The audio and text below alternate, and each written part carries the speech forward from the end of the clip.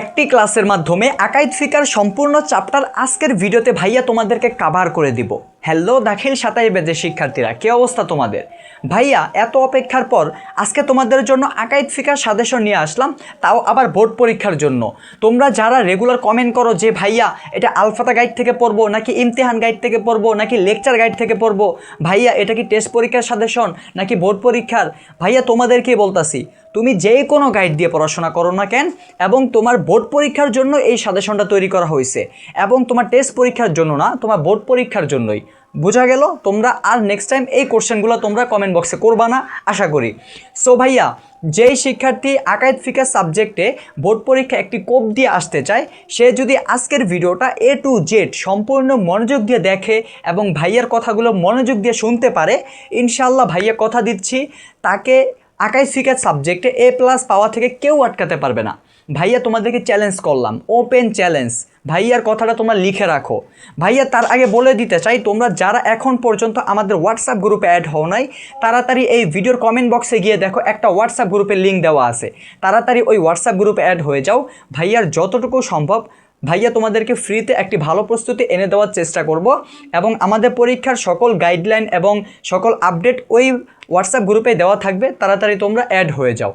আর তোমাদের মধ্যে যারা তোমার বোর্ড পরীক্ষা একটি কোপ দিয়ে আসতে চাও, এবং তোমরা যারা লাস্ট বেঞ্চের স্টুডেন্ট আসো, যে ভাইয়া তোমরা বলতে পারো যে ভাইয়া আমি কিচ্ছু পারি না, আমি বোর্ড পরীক্ষা দিব, কিভাবে কি করব বুঝতেছি না, তোমাদের জন্য আমাদের এই কোর্সটা রয়েছে। তোমরা অবশ্যই 210 টাকা দিয়ে এই কোর্সটায় ভর্তি হতে পারো। ইনশাল্লাহ ভাইয়া তোমাদেরকে একটি ভালো রেজাল্ট এনে দেওয়ার চেষ্টা করব। ভাইয়া তোমাদেরকে গ্যারান্টি দিতে পারি তোমরা ইনশাল্লাহ তোমরা ভালো রেজাল্ট করতেই হবে। সো ভাইয়া চলো তোমাদেরকে কোর্স সম্পর্কে বিস্তারিত বুঝিয়ে দিচ্ছি। দাখিল 2027 সালের সাজেশন কোর্স। এই কোর্সে যা যা থাকতেছে, সকল বিষয়ের 100% কমন সাজেশন পিডিএফ, অধ্যায় ভিত্তিক সৃজনশীল প্রশ্ন পিডিএফ, অধ্যায় ভিত্তিক সংক্ষিপ্ত প্রশ্ন পিডিএফ, উত্তর সহ অধ্যায় ভিত্তিক এমসিকিউ পিডিএফ, ইংরেজি প্লাস গণিতের সকল প্রস্তুতি এনে দিব, সকল অধ্যায় গুরুত্বপূর্ণ ক ও খ প্রশ্ন পিডিএফ, বোর্ড পরীক্ষার সকল রকমের 100% সাহায্য পাবে, টেস্ট ও বোর্ড পরীক্ষায় A+ এনে দেওয়ার নিশ্চয়তা, দৈনিক পড়ার রুটিন ও আমাদের সাথে যোগাযোগ, সকল কিছু এই একটি কোর্সের মধ্যেই রয়েছে। কোর্সের প্রাইস হলো মাত্র 210 টাকা। উপরে নগদ নাম্বার দেওয়া আছে এবং নিচে হোয়াটসঅ্যাপ নাম্বার দেওয়া আছে, চাইলে হোয়াটসঅ্যাপে যোগাযোগ করে বিস্তারিত জেনে নিতে পারো। এই কোর্সে ভর্তি হওয়া মাত্রই তোমার টেস্ট পরীক্ষা এবং ফাইনাল পরীক্ষায় A+ তুমি নিশ্চিত করতে পারবা। তাই প্রিয় শিক্ষার্থীরা, বেশি দেরি না করে এই কোর্সটা তাড়াতাড়ি কিনে নাও এবং ভালো একটি প্রিপারেশন শুরু করে দাও। সো ভাইয়া, আশা করি তোমরা কোর্স সম্পর্কে বিস্তারিত বুঝে গেছো। তোমরা চাইলে কোর্সে ভর্তি হতে পারো, ইনশাল্লাহ ভাইয়া তোমাদেরকে A+ এনে দিব। ভাইয়া তোমাদেরকে সকলকে কথা দিচ্ছি। সো ভাইয়া, তোমাদের মধ্যে যারা ভর্তি হতে না চাও, অবশ্যই আমাদের হোয়াটসঅ্যাপ গ্রুপে অ্যাড হয়ে যাবা। সো ভাইয়া চলো বেশি দেরি না করে তোমাদের আকাইদ ফিকার বোর্ড পরীক্ষার জন্য ফাইনাল সাজেশনটা তোমাদের মাঝে দিয়ে দিচ্ছি। সো অলরাইট ভাইয়া, এখনই তোমাদেরকে তোমাদের আকাইদ ফিকা বিষয়ের সৃজনশীল অংশের সাজেশনটা ক্লিয়ার করে দিব। তোমাদেরকে আবারও বলে দিতে চাই, তোমরা যারা এখন পর্যন্ত আমাদের হোয়াটসঅ্যাপ গ্রুপে অ্যাড হও নাই, তাড়াতাড়ি এই ভিডিওর কমেন্ট বক্সে গিয়ে দেখো একটা হোয়াটসঅ্যাপ গ্রুপের লিঙ্ক দেওয়া আছে, তাড়াতাড়ি ওই হোয়াটসঅ্যাপ গ্রুপে অ্যাড হয়ে যাও। ভাইয়ার যতটুকু সম্ভব তোমাদেরকে একটি ভালো প্রস্তুতি এনে দেওয়ার চেষ্টা করব, এবং কি ওই হোয়াটসঅ্যাপ গ্রুপের ভিতরে পরীক্ষার যত আপডেট ওই হোয়াটসঅ্যাপ গ্রুপে পেয়ে যাবা। তো চিন্তা না করে তাড়াতাড়ি অ্যাড হয়ে যাও, এবং তোমাদের মধ্যে যত স্টুডেন্ট রয়েছে যে ভাইয়া আমি একটি A+ নিশ্চিত করতে চাই আমার বোর্ড পরীক্ষায়, তাহলে তুমি আমাদের প্রাইভেট কোর্সটা কিনতে পারো। আর তোমরা যারা চিন্তা করো একদম লাস্ট বেঞ্চের যারা স্টুডেন্ট আসো যে ভাইয়া আমি কিচ্ছুই পারি না, তোমরাও চাইলে আমাদের প্রাইভেট কোর্সটা কিনতে পারো। 210 টাকা দিয়েই তোমাদেরকে ভাইয়া ভালো একটি প্রস্তুতি এনে দেওয়ার চেষ্টা করব। ইতিমধ্যে অনেক শিক্ষার্থী তারা ভর্তি হয়ে গেছে এবং তাদের প্রিপারেশন শুরু করে দিছে। তুমি দেরি না করে তোমারও প্রিপারেশন শুরু করে দাও, ইনশাল্লাহ ভালো একটি ফলাফল নিশ্চিত করতে পারবা। সো প্রিয় শিক্ষার্থীরা, প্রথমে তোমাদের আকাইদ অংশের, অর্থাৎ প্রথম যে কোশ্চেনটা আসে আকাইদ অংশে, ওইখান থেকে তোমার পরীক্ষা থাকবে 2টা প্রশ্ন, একটার অ্যান্সার করতে হবে 10 মার্ক। আমি তোমাদেরকে টোটাল 6টা প্রশ্ন দিব।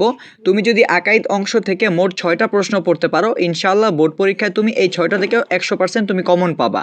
1 নাম্বারটা দেখো, আল ইসলাম এর শাব্দিক ও পারিভাষিক পরিচয় দাও, নিশ্চয়ই আল্লাহর কাছে একমাত্র মনোনীত দিন ইসলাম ব্যাখ্যা করো। তারপর 2 নাম্বারটা হলো আকাইদের সংজ্ঞা দাও, আকাইদ শাস্ত্রের ক্রম বিকাশ এবং ইতিহাস বর্ণনা করো। তারপর তুমি 3 নাম্বারটা দেখো, মুজিজা কাকে বলে, 3জন নবী ও রাসূলের একটি করে মুজিজার বর্ণনা দাও, মুহাম্মদ সাল্লাল্লাহু আলাইহি ওয়াসাল্লাম এর উপর অবতীর্ণ চিরস্থায়ী মুজিজা কোনটি বুঝিয়ে লেখো, এটাও পড়বা। তারপর 4 নাম্বারটা হলো কুফুর বলতে কি বুঝো, উহা কত প্রকার ও কি কি বিস্তারিত বর্ণনা করো। তারপর তুমি 5 নাম্বারটা পড়বা, মুজিজা কাকে বলে?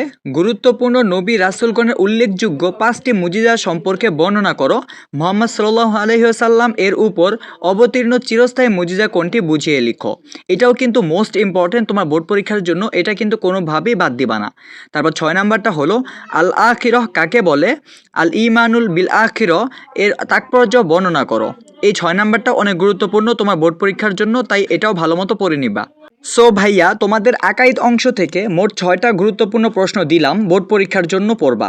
তোমাদেরকে বারবার বলি এগুলো কিন্তু বোর্ড পরীক্ষার জন্য সাজেশন তৈরি করা, তারপরেও তোমরা কেন কমেন্ট করো যে ভাইয়া এটা কি টেস্ট পরীক্ষার জন্য পড়বো কিনা, ইমতিহান কোম্পানির গাইড দিয়ে পড়বো কিনা, লেকচার কোম্পানির গাইড দিয়ে পড়বো কিনা, এইসব প্রশ্ন করো।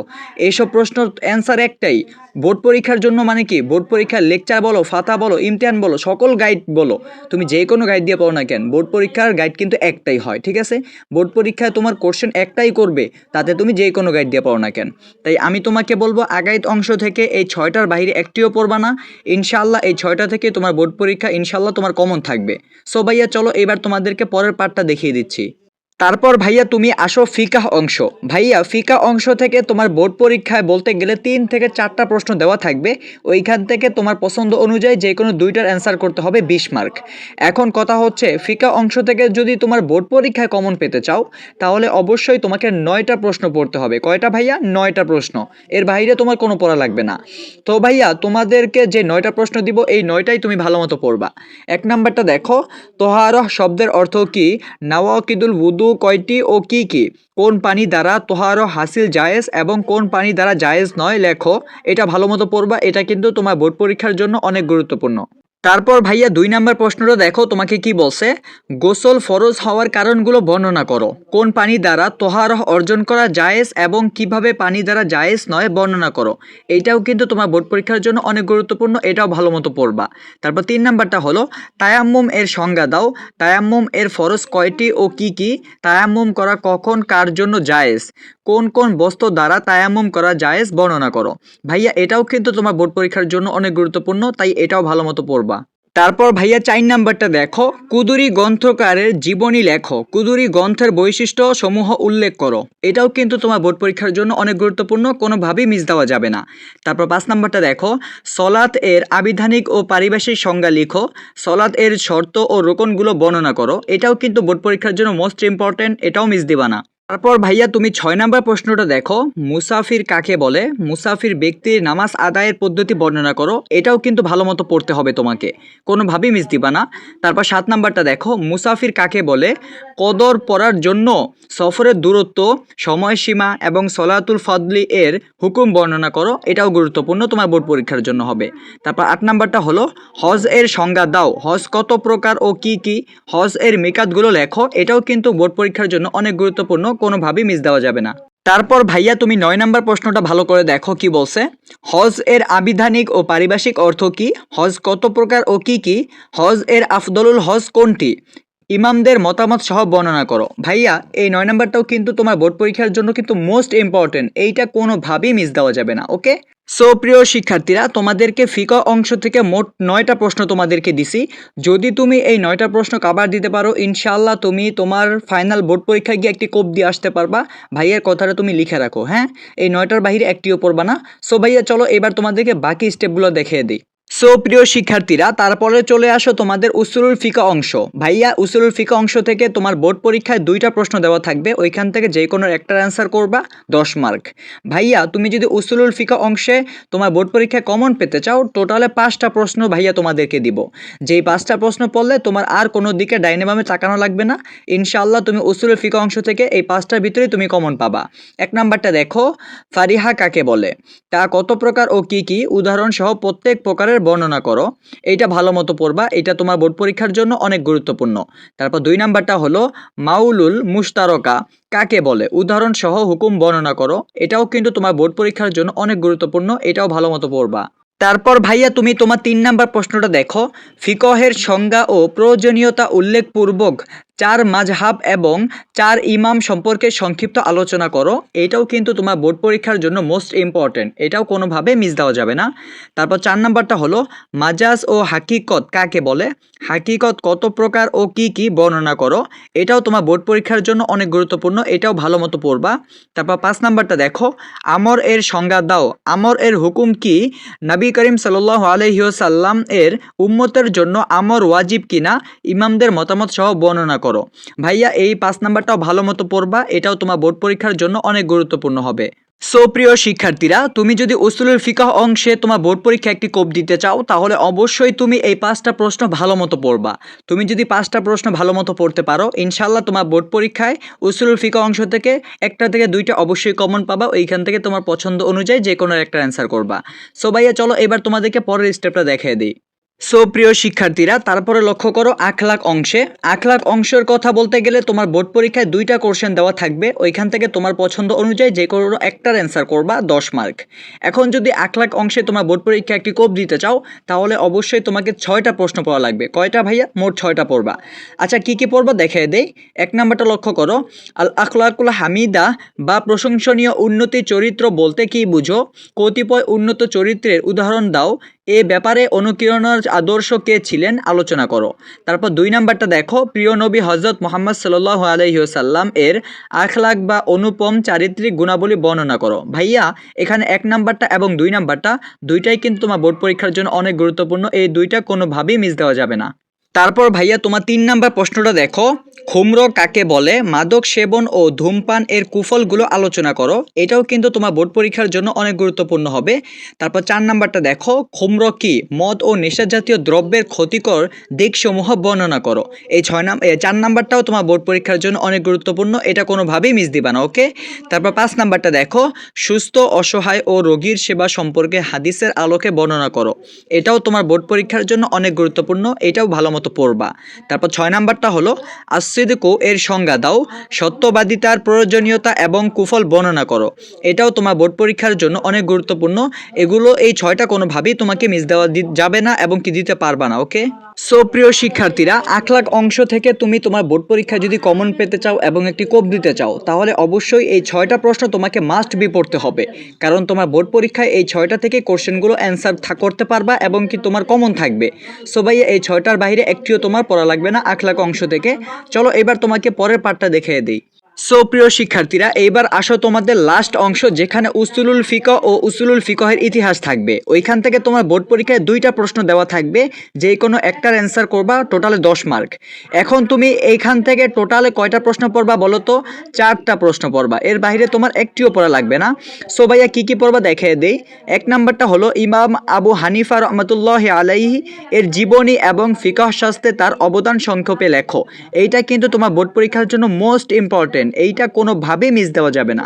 ওকে, এটা ভালো মতো পড়বা। তারপর 2 নাম্বারটা হলো ফিকহের সংজ্ঞা ও প্রয়োজনীয়তা উল্লেখপূর্বক 4 মাযহাব এর 4 ইমাম সম্পর্কে সংক্ষিপ্ত আলোচনা করো। এইটাও তোমার বোর্ড পরীক্ষার জন্য অনেক গুরুত্বপূর্ণ, এইটাও তুমি ভালো মতো যেভাবেই হোক পড়তে হবে। তারপর ভাইয়া তুমি তোমার 3 নাম্বার প্রশ্নটা লক্ষ্য করো, উসুলুল কুদুরি ও উসুলুল শাসি কিতাবদ্বয়ের মধ্যে পার্থক্য নির্ধারণ করা, উভয় কিতাবের বৈশিষ্ট্য বর্ণনা করো। ভাইয়া এই 3 নাম্বার প্রশ্নটাও তোমার বোর্ড পরীক্ষার জন্য অনেক গুরুত্বপূর্ণ, এইটা কোনোভাবেই মিস দিবা না। তারপর 4 নাম্বারটা লক্ষ্য করো, উসুল শাস্ত্রীয় গ্রন্থ প্রণেতার প্রয়োজনীয়তা ও গ্রন্থের বৈশিষ্ট্য লিখো। ভাইয়া এটাও কিন্তু তোমার বোর্ড পরীক্ষার জন্য অনেক গুরুত্বপূর্ণ, এইটাও কোনোভাবেই মিস দেওয়া যাবে না, যেভাবেই হোক তোমাকে পড়তে হবে। সো প্রিয় শিক্ষার্থীরা, তুমি উসুলুল ফিকহ ও উসুলুল ফিকহের ইতিহাস থেকে টোটালে 4টা কোশ্চেন পড়বা। তোমার বোর্ড পরীক্ষা এই 4টা কোশ্চেন থেকে ইনশাল্লাহ অ্যান্সার করতে পারবা এবং কমন থাকবে। এটা লিখে রাখো যে ইমদাদুল ভাইয়া বলছে কমন থাকবে, না থাকলে তুমি আমাকে যা মন চায় বইলো, কিন্তু ইনশাল্লাহ তুমি কমন পাবা, এটা শিওর থাকো। সো ভাইয়া তোমাদেরকে আজকে সৃজনশীলের যে সাজেশনটা দিছি, যেই শিক্ষার্থী এই সৃজনশীল কভার করতে পারবে, ইনশাল্লাহ তাকে A+ আটকানো থেকে কেউ আটকাতে পারবে না ইনশাল্লাহ। সো ভাইয়া এবার তোমাদেরকে বলে দিতে চাই, তোমরা যারা এখনও আমাদের হোয়াটসঅ্যাপ গ্রুপ অ্যাড হও নাই, তাড়াতাড়ি এই ভিডিওর কমেন্ট বক্সে গিয়ে দেখো, একটা হোয়াটসঅ্যাপ গ্রুপের লিঙ্ক দেওয়া আছে, তাড়াতাড়ি ওই হোয়াটসঅ্যাপ গ্রুপে অ্যাড হয়ে যাও। ভাইয়া যতটুকু সম্ভব তোমাদেরকে ফ্রিতে ভালো একটি প্রস্তুতি এনে দেওয়ার চেষ্টা করব। আর যদি তোমাদের আকাইদ ফিকহ সাবজেক্টের MCQর প্রয়োজন হয়, তাহলে 2টা পার্টে ভাইয়া তোমাদেরকে MCQ ক্লিয়ার করে দিব। তাড়াতাড়ি কমেন্ট করে জানাও তোমাদের MCQর প্রয়োজন কিনা। সো ভাইয়া এই ছিল আজকের আমাদের মূল ভিডিও, কিভাবে তুমি আকাইদ ফিকায় বোর্ড পরীক্ষায় একটি কোপ দিয়ে আসতে পারো, এবং ওই গাইডলাইনটা কিন্তু ভাইয়া তোমাদেরকে ক্লিয়ার করে দিছি। তোমাদের যদি এমসিকিউর প্রয়োজন হয় অবশ্যই আমাদেরকে কমেন্ট করে জানাবা, 2টা পার্ট আকারে তোমাদেরকে আমরা এমসিকিউগুলো কভার করে দিব। আশা করি তোমরা বুঝতে পারছো। সো ভাইয়া এই ছিল আজকের মূল ভিডিওটি একটি লাইক করে দাও আর চ্যানেলটা সাবস্ক্রাইব করে দাও এবং তোমার বন্ধুদের সাথে শেয়ার করে দাও, যাতে করে তারা এই সাজেশনটি পেয়ে উপকৃত হয় এবং একটি ভালো রেজাল্ট করতে পারে। সো ভাইয়া দেখা হচ্ছে পরবর্তী নতুন কোনো ভিডিওতে। সে পর্যন্ত ভালো থাকো এবং সুস্থ থাকো এবং সদা সর্বদা ইমদাদুল দাখিল স্টাডি চ্যানেলের সাথে জুড়ে থাকো। খোদা হাফেজ।